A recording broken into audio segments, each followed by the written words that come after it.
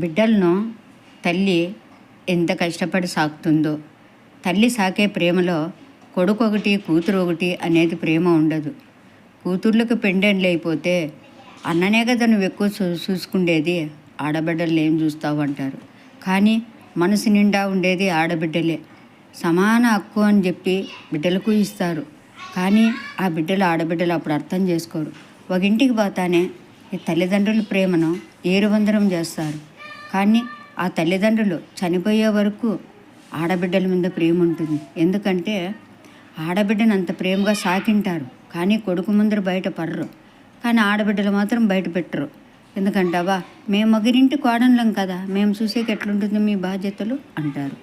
ఈ కొడుకు కోడలను ఏమంటే మాకు చూడకుండా ఓ ముద్ద కూడేయకుండా బయటకు నూపుతారేమో అనే భయంతో మనసులో అంచుకొని అక్కడా పోలేక ఇక్కడా పోలేక మనశ్శాంతి